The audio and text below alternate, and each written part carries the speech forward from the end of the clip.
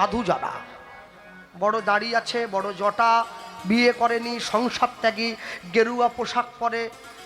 এই যে আমার আগে যে গাইছিল প্রেমানন্দ, ও আমার বন্ধুবান্ধব সম্পর্কে হয়, ওর অধিকার রাস গাওয়ার, কেন ওর সংসারে ঢোকেনি, ও সর্বত্যাগী সাধু, ওর কোনো সাংসারিক চাহিদা বাসনা নেই,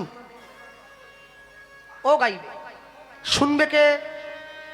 ওরই মতো সাধু যারা। নবদ্বীপে রাস হয়, বৃন্দাবনে হয়, মন্দিরের দরজা বন্ধ করে দিয়ে মাইক বন্ধ করে রাস হয়, শুধুমাত্র সাধুরা শুনবে। কেন জানো?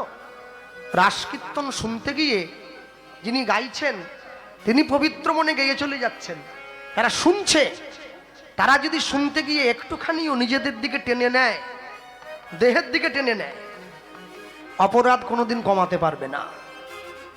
খুব সাবধান, খুব সাবধান। দুটো জিনিস, একটা হচ্ছে রাস আর একটা নৌকা বিলাস। খুব ভেবেচিন্তে গাইতে হবে, ভেবেচিন্তে শুনতে হবে।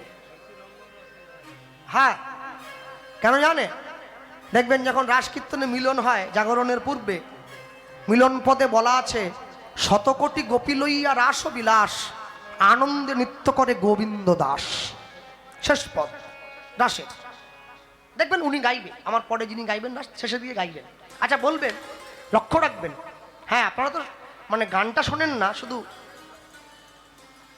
এটা দেখেন না, এরকমটা দেখবেন, খোল খোল জামা খোল, প্যান্ট খোল, বাজিয়া খোল, সব একবারে ওইগুলো দেখার জন্য মানুষ বসে আছে। কি বলছে কীর্তনী ওগুলো শোনে না। হ্যাঁ, আচ্ছা বলুন, শতকোটি গোপী লইয়া রাস বিলাস, আচ্ছা 100 কোটি গোপী আসতে টুংটুং করে কে? কথা বলছিস টুংটুং, যখন বাজাবার দরকার তখন বাজাবেনি, এখন বাজাচ্ছে, দেবো পয়সা বস। হ্যাঁ, অসময়ে টুংটুং করলে আমার বড্ড বিরক্ত লাগে। শতকোটি গোপী লইয়া রাস বিলাস বলতে পারে 100 কোটি গোপী বৃন্দাবনে দাঁড়াবার জায়গা আছে কোথাও? 100,000-এ 1 লাখ, 100 লাখে 1 কোটি, 100 কোটি। গোটা ভারতবর্ষের জনসংখ্যা 140 কোটি। মহাজন লিখছে 100 কোটি গোপী লইয়া রাস বিলাস। কোথায় এবার দাঁড়ালো, কোথায় এবার নাচলো, আর নাকি যতগুলো গোপী অতগুলো কৃষ্ণ হয়ে গেছে। কি খেলা, মামাবাড়ির আবদার নাকি? হ্যাঁ, ওইটুকুনি জায়গা, অতগুলো গোপী। রাসমঞ্চ কোনটা জানেন? দেখবেন যারা নামের মালা জপ করে না, নামের ঝোলা, কটা কাঠি আছে মালা জানেন? 108টা কাঠি আছে, 108। একটা বড় কাঠি থাকে, ওকে সুধন্যার মুন্ড বলে বলে।